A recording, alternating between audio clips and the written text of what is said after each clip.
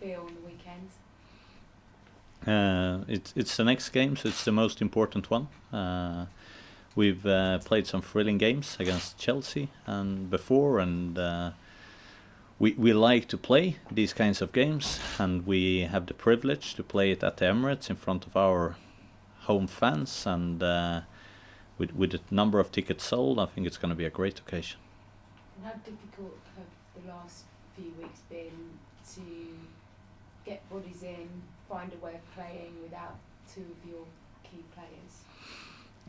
I think it's been difficult weeks for the team, and I mean we had the news, and I want to send my condolences to Beth Mead and her family with the loss of her mother, and that's obviously something that has been taking a lot of energy for us as a team to have a teammate that goes through that. The players have asked to play with black armbands to honor that, and that we are going to do. But when we look at the football side of things, I think that's part of where you need to prioritize and be efficient if you want to have success. We will have a January that will be changing for us, and when things are changing, you need to develop, and that means that you have to invest time, energy, knowledge into the team, and you can't take things for granted. So we are trying to make our best use of the time available, and I'm so proud of everyone's work. Just finally, I think the word of the week around Arsenal has been togetherness, hasn't it, in terms of the art that was put on, what you've said about Beth, the fact that you've both got two massive games this weekend. How much could that play a part in front of a packed Emirates? It's a record that isn't great, is it? It's 1 win in 7 in the WSL, but with all of that behind you this week, and when you're playing for something kind of bigger than yourselves, that could be the difference, couldn't it? I missed that. What did you say? It was the idea of togetherness with what's happened with Beth, the idea that the club this week come together with that I heard, but then you said something about the record. Yeah, it's 1 in 7 in the WSL. In what? In the Super League, in the league. Arsenal's One record of isn't great against Chelsea. Okay, yeah, that I don't know. I think those a lot of those games were before my time as well, right? But your players played in them. A lot of your players would have played in those games. Of course, but I think that's where you go. And I think when you look at the team and when we see togetherness, I think togetherness is the foundation in order to achieve something. Because when you feel togetherness, you feel safety, and you feel that somebody will have your back. If you try and you're not successful, somebody will have your back. When you create that togetherness, you will get teams that plays without fear, that are brave, that are front-footed, that wants to seize the opportunities, that plays to win rather to not to lose. And for me, that's the transformation I would like to see this team going through. To say that, and you're right, probably many players have been involved in all these 7 games for it. That doesn't mean that the 8th game has to be the same way. And that's what impresses me most with individuals, with teams. It's about to be able to change and to develop, to go from one situation and transform it into another. So for us, this is an opportunity to change that. We can't change history, but we can change the future. John? Hi, Jonas. I was just going to ask you, it feels like a really nice moment in time for the team, simply because you've got the North London derby at White Hart Lane on Sunday afternoon. It's quite a neat thing for them to obviously play at the Emirates, have 2 games in close proximity. The ticket sales are, as you say, really encouraging. It must give you a lot of pride in terms of, just how together the club is and how all-encompassing the supporter base is across both teams. Definitely, and I mean you see on so many occasions, I think, and maybe you don't see them all the time with the togetherness in the club, but also in the way that we prepared. Before we played against Lyon, we had pitches here that couldn't be used because of the snowfall in in minutes the club managed to arrange so we could go to the Emirates and prepare for that game there. Now here we were, we could go to the Emirates and play some training minutes against Tottenham here last weekend, which was really important for us because we have new staff, new players that's never been to the Emirates before, so that we could bring them there to experience that before will make us better prepared here now for the weekend. But we see all these small things as well, but all these things together, that's what build togetherness. And that must give you a lot of pride that you're making those strides, aren't you? Yeah, definitely, and I think it's about to enjoying that as well, and starting to play with it also. I think we go from one-off occasions to having a lot of people at Emirates to now saying in the WSL, this is the third game now in a row that hopefully gets over 40,000 people coming there. Maybe there will be a new record here against Chelsea as well. So now, how do we play with the crowd? How do we use that crowd to energize the state of game, to make it as difficult as possible for the opposing team coming here to play at Emirates? These are the things that we now start to can be able to gather momentum in. Thanks. Bradley. Hi, Jonas. How significant do you think this game is going to be in the title race coming into the season? Because we've seen, obviously, in previous seasons, these games generally do tend to have a big bearing on who wins the title race coming into the season. So last year, we played Chelsea twice. We took 4 points of them. They took 1 point of us. We didn't win the trophy. So it shows that you can be the better in a head-to-head, but still don't win. Of course it helps. Of course we want to win.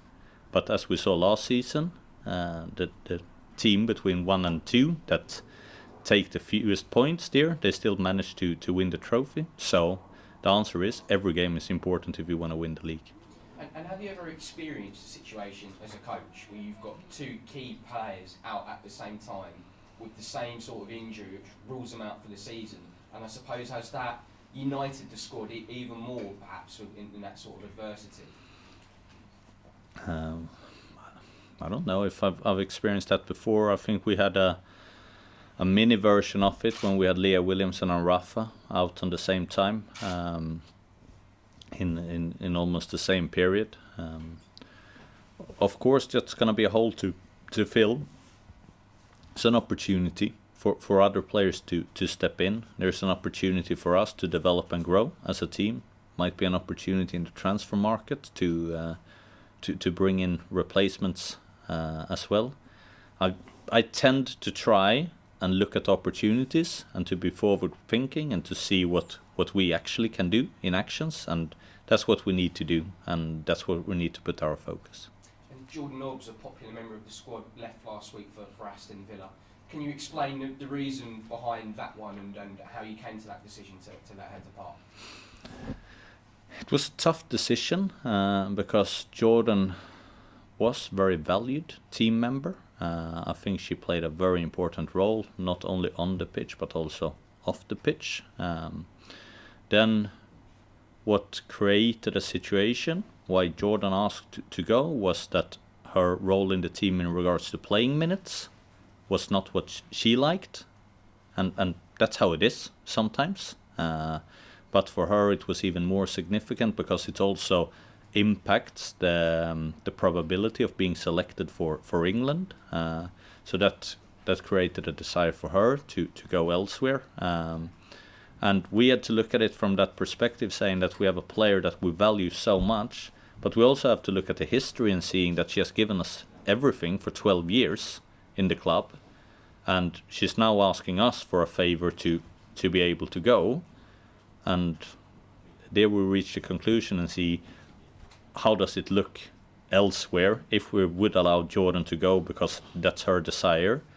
And then we identify to see that we have a player like Katrine Kyhl from Denmark, and say that that's a player with a very bright future. Here might be a possibility now to bring her in. She is ready to come into the squad and to play a role.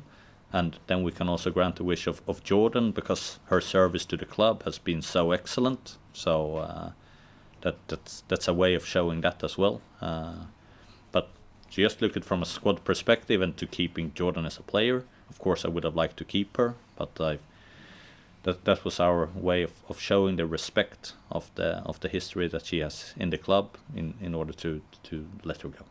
And lastly, just more widely on the WSL, we've seen obviously Bethany England move from Chelsea to Spurs for a WSL record fee. What impact have you noticed has that had on the transfer market? And do you think it's only going to be a regular thing now that record is going to be broken as more money gets pumped into the game and more brands and more fans get involved with it? Yeah, we can see that in the transfer market already, that it's transfer fees are going to be a more regular theme. I think clubs more seldom is going to let contracts run out. I think transfer fees, together with salaries, are going to increase. That's the way that the game are progressing at this time. I think it's English transfers between English clubs are even more so, because it goes from a different regulation than when it goes for international transfers. So for international transfers, you can speak to a player when she has 6 months left of her contract, but between English clubs you're not allowed to do that, which is obviously puts everything into a total different perspective, because I don't think any player is interested in just playing out your contract onto the end and then standing without a contract, because what happens if you get an injury in the last week of the contract? Who's going to take that?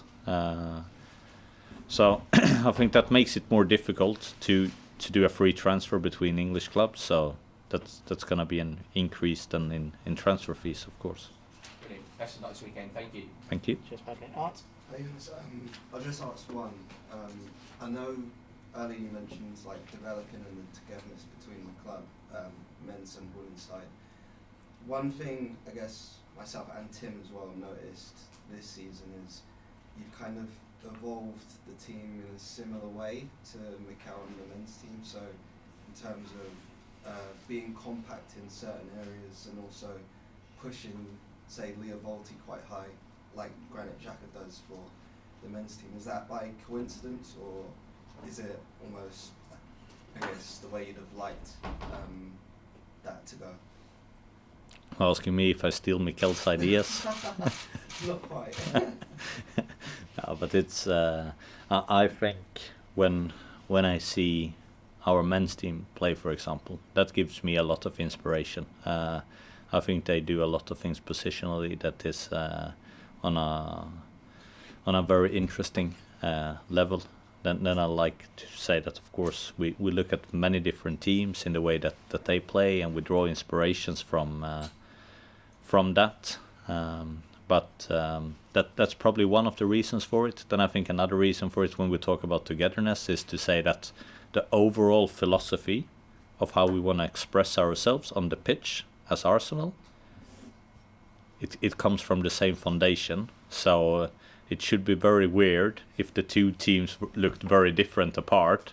Then I don't think you could talk about togetherness and identity in that sense. So I'm happy that you can see some similarities with it. I think that's important when we look at the togetherness and how we showcase that on the pitch. Thanks. Cheers, Art. We'll come to the call now. We've got a few minutes left with Jonas. Tim, do you want to begin? Yeah, sure. Hi Jonas, just one question about the transfers that have happened in January so far. First of all, quite a lot of young creative talent coming in.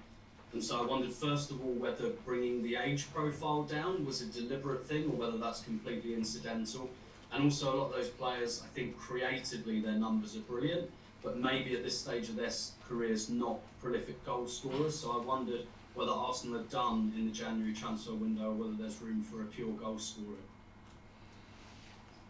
Good question. I think when we look at how we're gonna progress the team long term, I think we are not in the position in the market where we go after here and we buy the best from a global perspective, 26, 27, 28-year-olds that might be in some kind of peak age.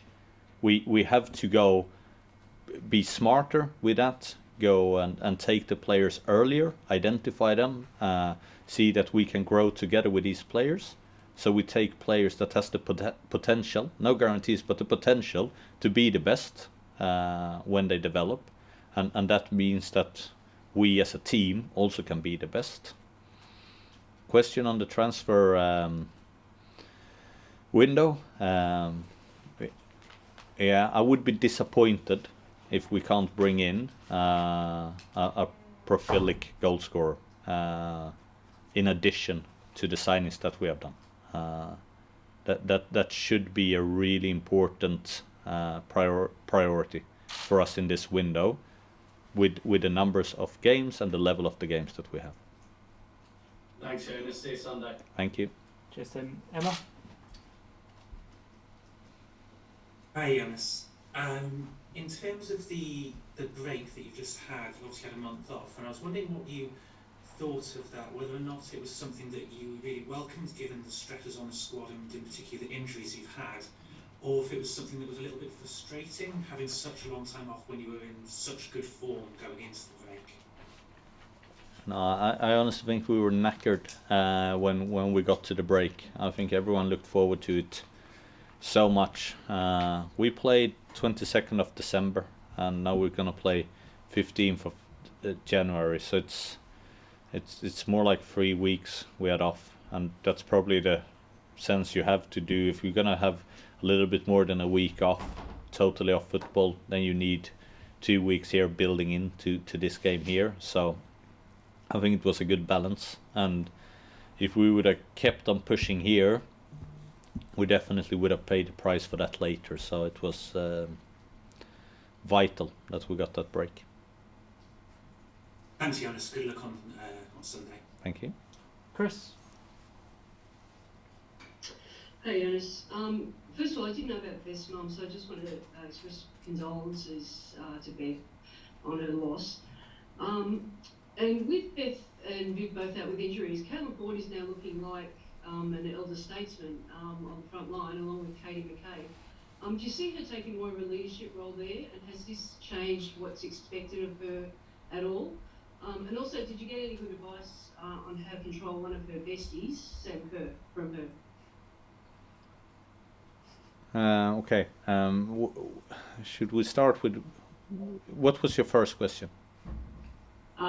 Do you see a change in Caitlin Ford's role on the front line, more leadership or any change there with Beth and Viv both out?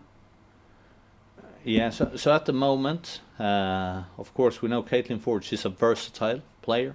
She can play wide forward, she can play 9. We have used her in different roles. But before we set the squad here at the end of the transfer window, we need to ask certain players. Caitlin Ford is one of them, to be versatile, to be able to cover more than one position. And of course, that's going to be important for us, so we can play the right way at the right moments of the games. Cool. Thank you. And then the other one was just how, have you got any good tips from Caitlin about Sam Kerr, how to manage her? I couldn't reveal them then, right? Could ruin their friendship. It's I think I have to keep them to myself. Now, of course, you haven't given them the advice to. Thanks, Chris. Yeah, just one more. Can I do one more quick one? Go ahead quickly, because we're short for time. Yeah, there was compensation to the clubs for the players that went to the Euros. And so Arsenal was one of the clubs that was certainly at the top of the list in terms of getting that cash back. Does that go into general revenue for Arsenal, or does it go to the women's team? And do you have any plans for that money, if that's the case? I don't know. Okay. It's the simple answer. I'm not involved in the finance part in the club. I just have my wishes, and most of the time they are granted. Okay, cool, thanks. Thanks, Chris. We'll do 2 more, Ruben and Amber, starting with Ruben, please. Hi Jonas, how are you? I'm fine. How are you? I'm good, thank you. I'm just interested to know how you feel about coming up against Emma Hayes on a tactical basis. Look forward to it. I think it's when you play against teams that are very good, and Chelsea is that. Every detail matter. You don't know beforehand which one is going to make the difference, but any detail have the potential to make the difference. So you have to be so good in your preparations, and you have to be so alert during the game as well to spot the things. So that's very exciting. Thank you, Ruben. Great. You come in. Thank you. Amber? Hi, Jonas from the Netherlands. Just Welcome. a question about Victoria Pelova. Yeah, How has she been so far? good. In terms of adapting to England and to Arsenal? Yeah, it's early on in the process, of course, but you can see that she has all the qualities that we signed her for. She's very good at the ball, have good balance, good at receiving the ball in small spaces.